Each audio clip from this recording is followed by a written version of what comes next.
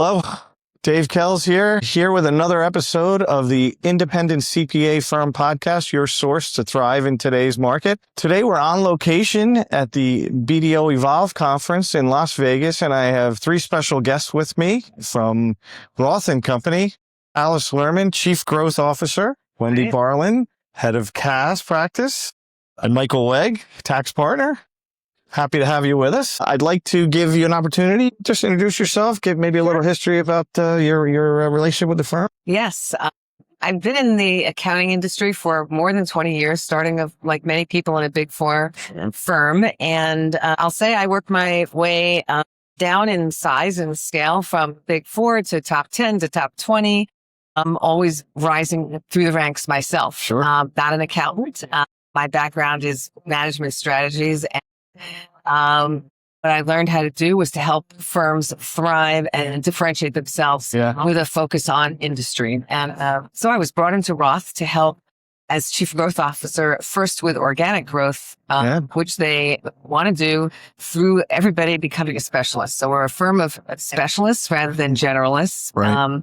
A primary focus is target markets and specific industries where the firm already has deep knowledge, expertise, and a client base. That would be healthcare, nonprofits, and real estate, and other industries as we're building along. And so I helped to formalize these industry practice groups a few years ago. And beyond that, I'm helping the firm to grow as Chief Growth Officer in a variety of ways to grow the business and all kinds of growth strategies, including expanding our footprint, et cetera.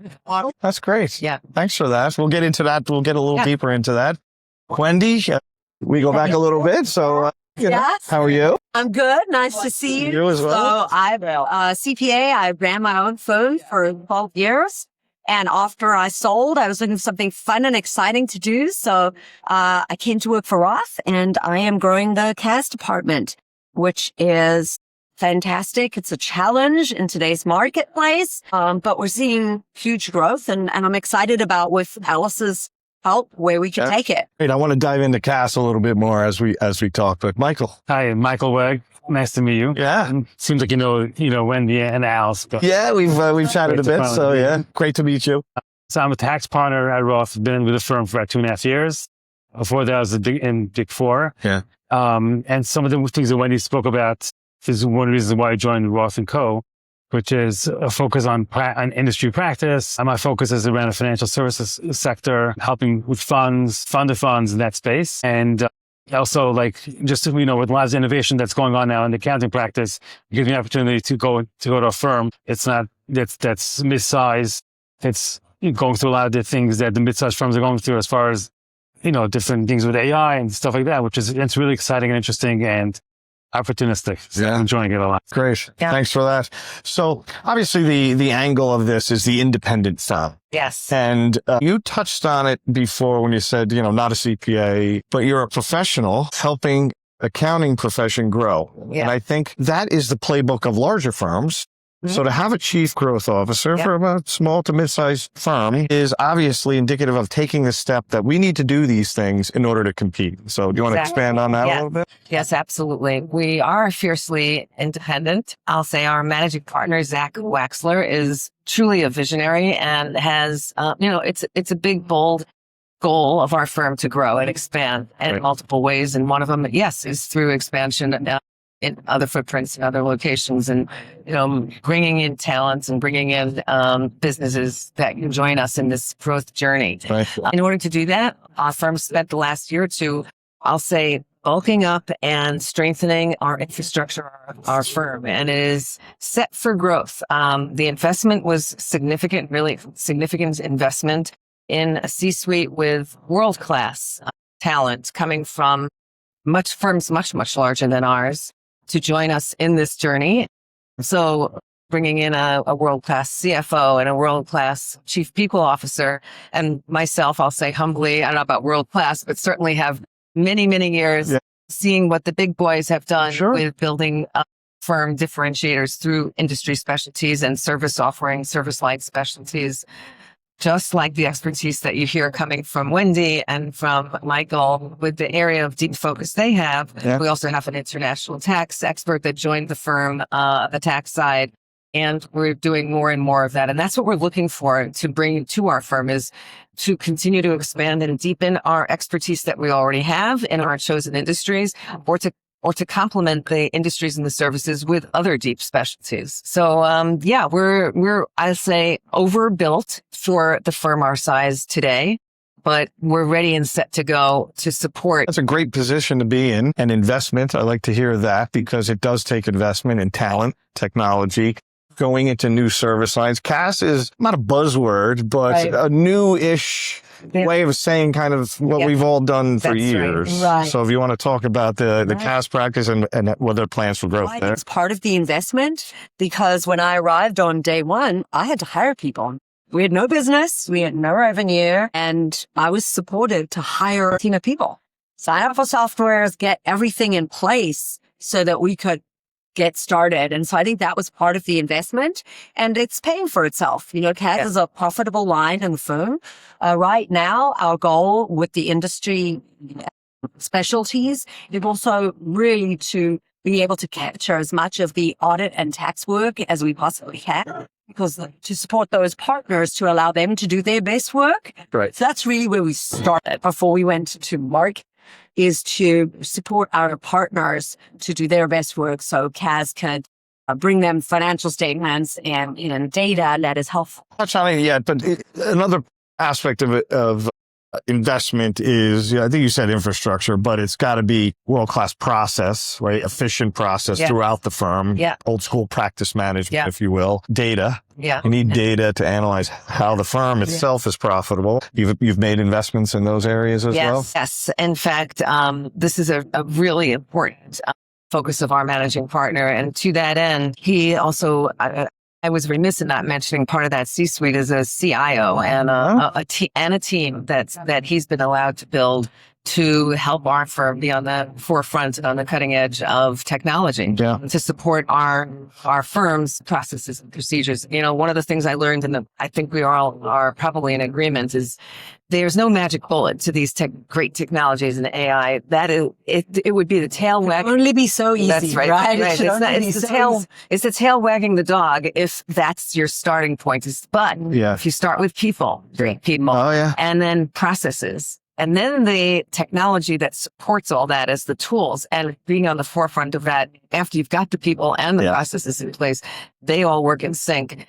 Our firm is truly on the cutting edge of that. I say that all the time. I'm in total agreement with you. I believe AI is no different than auto flow of a tax return 10 years ago, the paperless office, document management systems. It's an efficiency tool. Primarily. Right.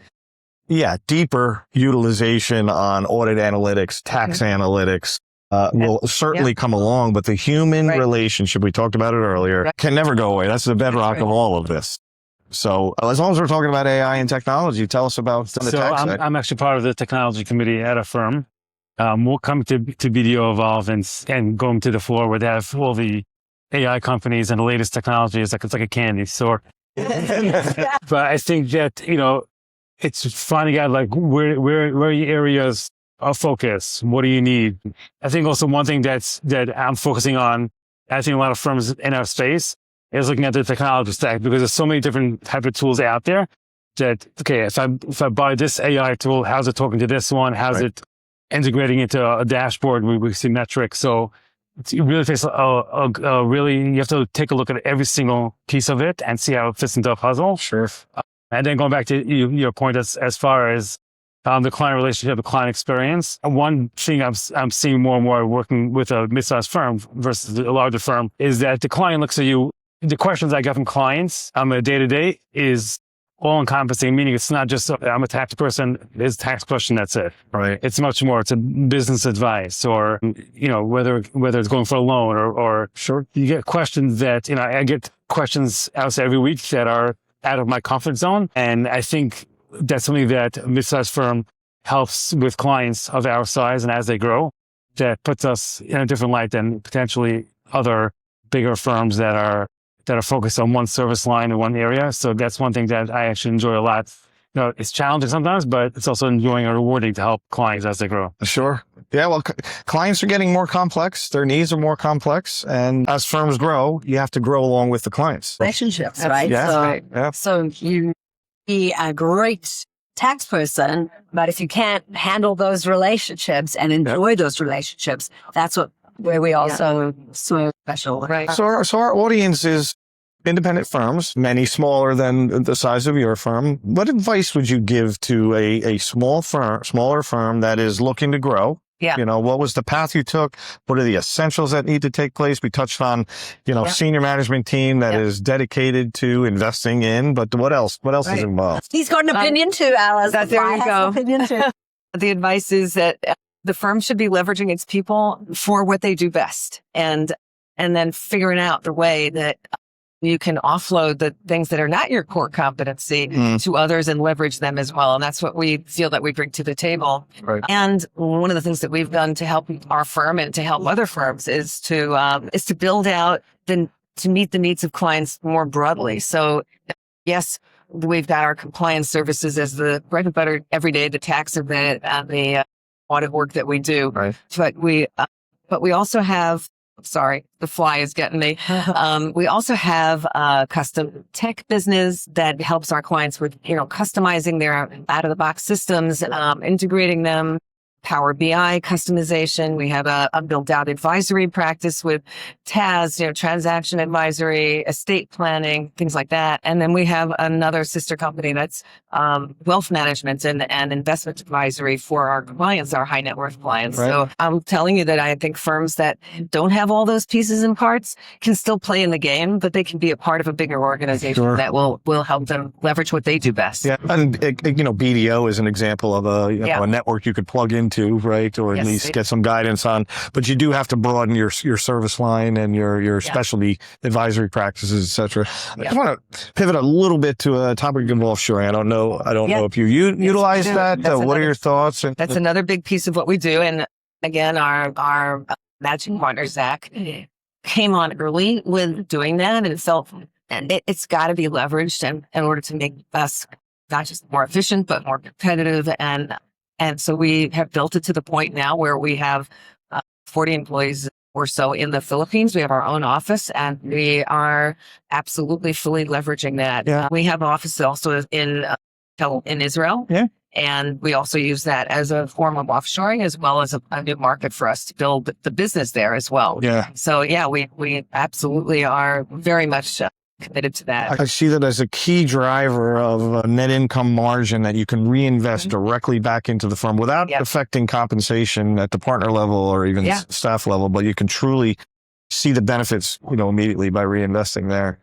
That's great. Do you have any comments on offshoring on the tax side? I think one thing I would add is that with offshoring, what you hear sometimes frustration is that, we tried, it didn't work. And it's really a long-term play. Like you have to be committed to it and know that it's going to take time. Yeah. And it's something that's somewhat of a challenge that other firms that are smaller, that are trying to go into offshore, they have to know that it's going to take work. It's going to, it might take a few rounds before you get there, but ultimately it will pay off. You've got to put the effort in for sure. You have to build a process where it's like our intern program. We have a really robust intern program. Yeah. That is very successful, but it's been a long time in planning. And sometimes it's a win and sometimes it's not. But we invest in it. I feel like offshoring is the same thing. It's just another strategy to bring in good people and get good work done. It's just a geography thing. Right. You got to train people on a process, follow the process, have a mechanism to track quality. Right. Have an escalation process on this. Yeah. This isn't working out. We need to figure something out. But they're your people trained your way. So that's right. It's a great way to do it. And then the other hurdle is on the I believe on the U.S. side is the partner saying, my clients will never go for this. Yeah. The quality is not going to be there. The time zone is not going to work for me.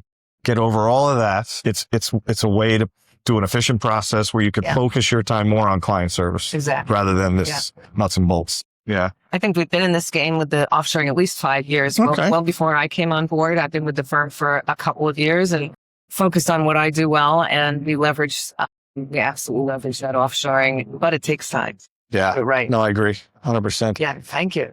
We, we didn't touch on this yet, but culture plays a big role in the success of a firm. Obviously, you've been successful. Want to talk about culture a little bit? Yes. Why folks should come work for Roth? Right. I love the size of this mid-tier, actually. I came from the very largest and worked my way down, as I said, to about the top 20 firms, corporate world.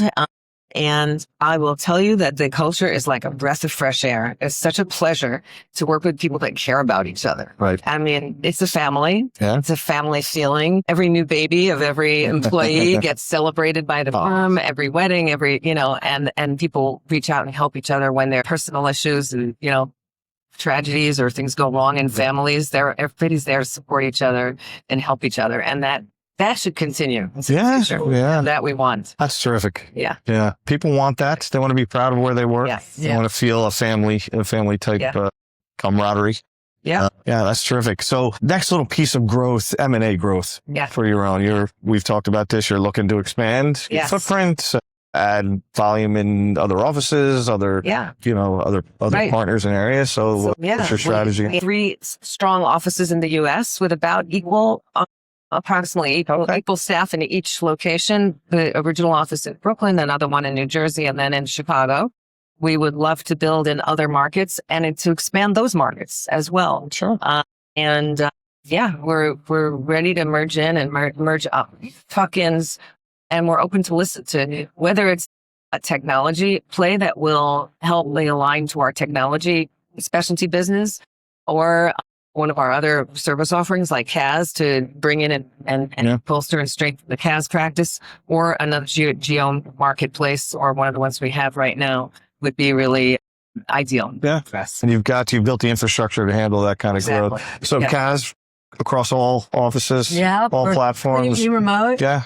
That's great. Yeah, we're serving all nationwide. Nationwide, yeah. Doesn't matter where the client is. Doesn't matter where it is. Yeah. With the right tools and the right people, we can be efficient. I came from firms where in the office 9 to 5, Monday to Friday. That day is kind of over. Yes. That's great. Great to hear. Hiring, it helps with retention. Yeah. We found it to be an effective model. You just have to know how to manage your team. You have to know how to treat people. And so it works for us. Great. And Michael, do you leverage expertise in other offices, or collaborate, or share client load, or any of that? Oh, it's interesting because the group that I work with, I joined the firm. There was a big group of people that work for me that are based locally in the Jersey area, and they actually prefer to come to the office. I've even said, oh, by the way, try remote. I guess it really depends on the group or the structure. But I think so. It's interesting because Wendy here, who works completely remote.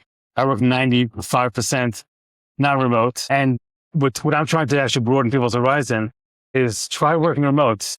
And people, I know it's a little bit, older, thought process. Oh, I can't work remote. So I help people ease into it. I'm going to try working remote on a Friday before you're going away for the weekend. And people ask me, how do you do that? What's the cadence? Yeah. So I actually feel it's kind of rewarding to help people understand how remote works and how the flexibility works, and checking in or making sure you have enough work. Yeah. And I've gotten some really good, strong feedback from people who said, I actually never tried this before. Yeah. And it's really amazing, and it helps with the schedule or timing. But that's mostly not remote, but I have broadened the horizon of the team, and I think it's going to continue to grow that way. We need flexibility. We need options. And you also have tax, staff and in Chicago that you work closely with, and there's a tax manager in Israel now that you also work with. So cross geographies. Well, unless you've invested in the infrastructure, then people can have that choice, right? You've got to have the security functions and the IT and everything else to make all that happen. Yeah.